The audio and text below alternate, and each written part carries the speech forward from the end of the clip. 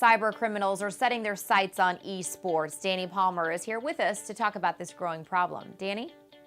Well, esports is a big target for cyber criminals now because, like anything that brings in a lot of money, crooks are attracted to it.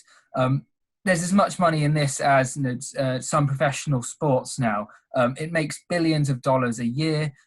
Professional teams compete for prize pots worth millions of dollars, and fans come and fill arenas to watch these matches, as well as thousands of, maybe even millions, watching these competitive matches online. So, with it being entirely online, it's quite a big target for crooks and criminals, because if there's a way of disrupting it, be it just because they can, or because they want to try and maybe even extort some money out of it, they're going to go after it and attack these esports tournaments. And it's not just a theoretical thing.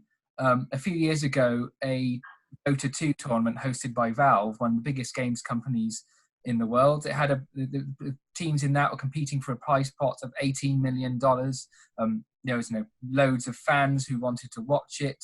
There was an arena where people were coming to watch it in. It was delayed for a bit because the servers got taken out by a DDoS attack. So, yeah, it's a big target. And as this industry spins up and gets more and more popular, attackers are probably going to be looking to target it more and more.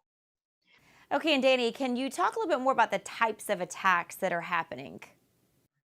Well, as we've seen already, DDoS attacks, or distributed denial of service attacks, have already targeted some of these tournaments, whereby the attackers will use an army of hijacked computers, laptops, phones, maybe even Internet of Things devices, to direct all the traffic they generate towards the servers of the tournament, just to overwhelm it, to slow it down, or even take it out.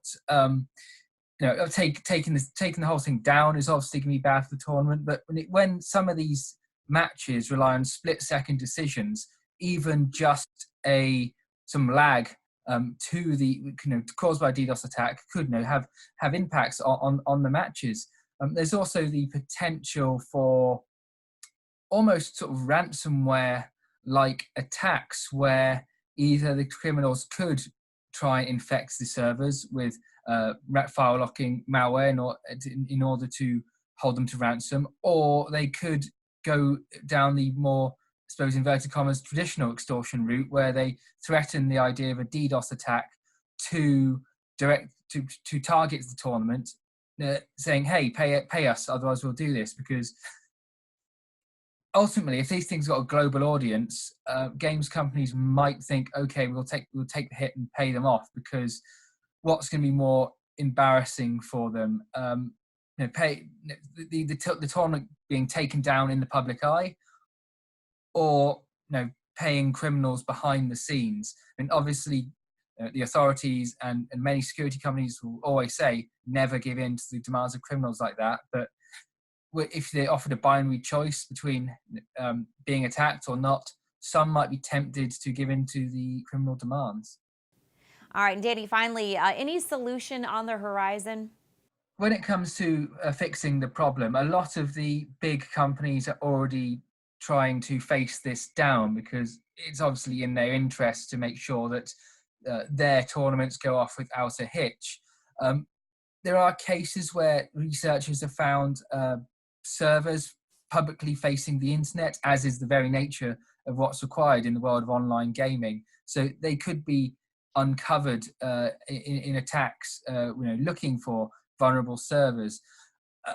Something which is important to remember, as with all cybersecurity issues, is in a lot of cases, attacks can be prevented by ensuring that software is entirely up to date and that there are no vulnerabilities that criminals can take advantage of.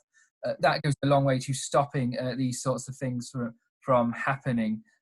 And I suppose, these organizations, like any other sports tournament, just need to make sure they pay for the infrastructure to keep things secure. I mean, like the Olympic Games, for example, they're going to pay for security, physical security, cyber security.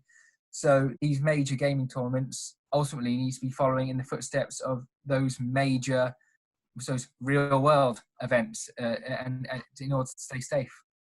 All right, Danny, thank you so much. And for more on this article and much more on cybersecurity in general, make sure you check out ZDNet. Thanks for watching.